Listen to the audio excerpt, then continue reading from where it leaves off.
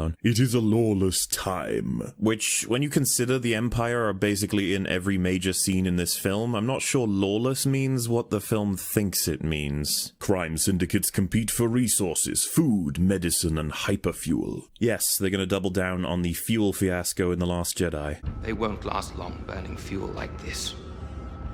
It's just a matter of time. Oh, shut up. You used fuel to create a chase that made no sense to the entirety of the plot. Ranger Solo over here is only using it as a rare resource that drives the entire plot, for fuck's sake. On the shipbuilding planet of Corellia.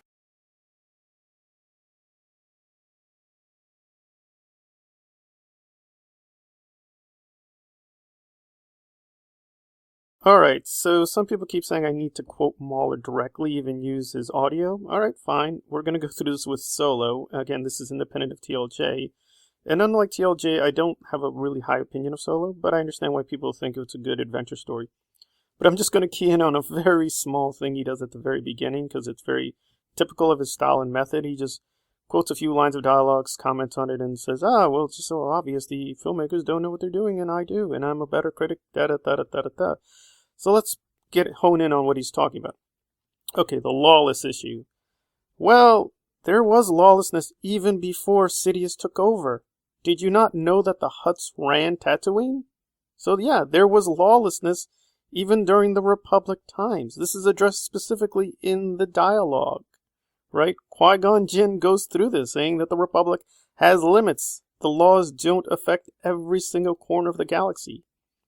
And this is a bigger issue with him all the time. When he nitpicks on a dialogue or on a scene, he hones in on one or two words and says, well, those words don't mean what you think. No, they were. They're just fine. They meant lawless as in anarchic or chaotic. And then you say, well, the Empire is in every scene. The Empire is not necessarily tied to order. I mean, you're making this weird false binary all the time, like Empire equals order. What, does the Republic then equal chaos? What do you... Like, I think it's pretty obvious in the prequels, the Republic is tied to corruption. That makes logical and conceptual sense. But it's not necessarily tied to order or lawfulness or anything like that. By definition, it's the opposite. He's showing that senators are paid off and the political system is not functioning. So it's like, you're not even paying attention to what you're talking about. Like, you cannot criticize this film saying, this is not Star Wars. This is not the Star Wars I remember. And you don't even remember the actual Star Wars films you're talking about. So, there we go. And here we go again with the fuel thing. Now, I've done the fuel thing a couple of times, but people keep bringing this up. Like, he says this. He honestly says this. Like, oh, the fuel fiasco. Oh, fuel. When did that appear in Star Wars? Here's a clue. Episode 1. Qui-Gon Jinn explicitly in the dialogue talks about how they need to refuel. Padme's ship is hurt. They need to refuel, right?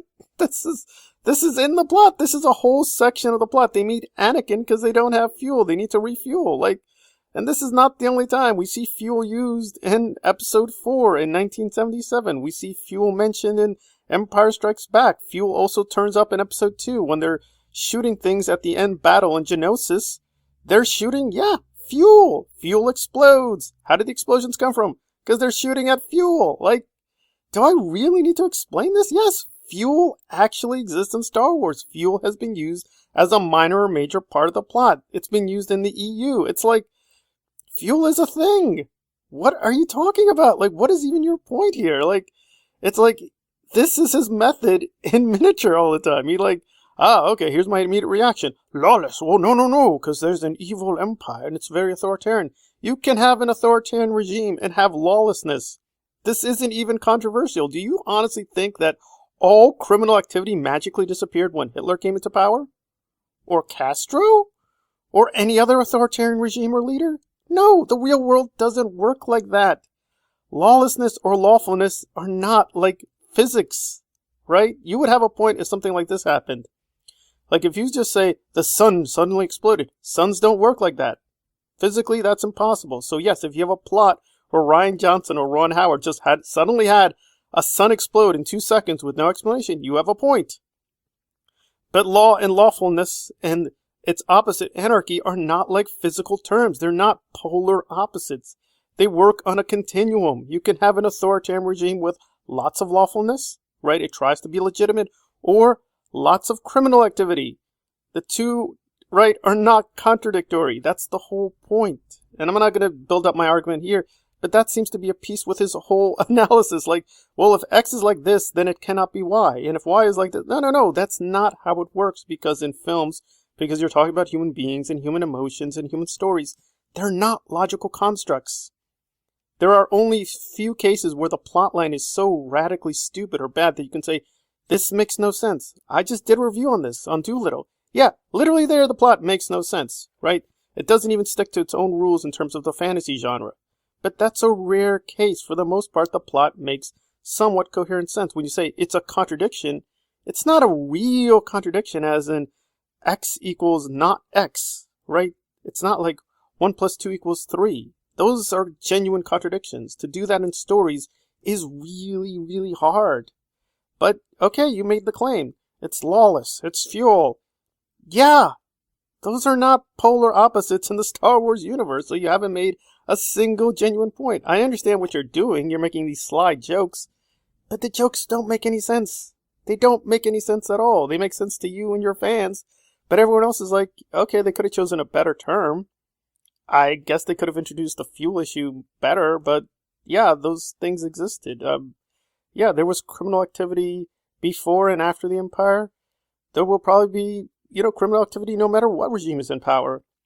Fuel has been used a lot of times in Star Wars. So what is the joke based on? I'm honest. This is one of the actual things that started making me rethink like his whole approach. Like, wait, if he's wrong about this, is he wrong about TLJ? And turns out, yeah, he's wrong about this and he's wrong about TLJ. So there you go. He doesn't really know Star Wars. He doesn't know physics. He doesn't even know the basic mechanics of storytelling. Storytelling is not a logical construct, you idiot. Just because you point out a quote-unquote contradiction, you have to actually work to make it seem like, this is a real genuine contradiction as opposed to just a sly joke based on nothing. And that's what this is again. So here we are, Star Wars Analyzed on more not fake good criticism by Mauler. In this regard with Solo and not TLJ. But I'm going to do something more on Solo because his Solo video is bad. I mean, it is laughable and funny, but not Solo itself, which is also bad and laughable, but his criticism of it is terrible. Like, he has this whole thing about droids. Like, whoa, when did droids have rights? When did... That comes up a lot of times in the films, too, so you don't know that either. So, just a lot of ignorant criticism. Alright, Star Wars Analyzed. If you like the content, please hit the like button and or subscribe below. Thank you for listening. Be safe.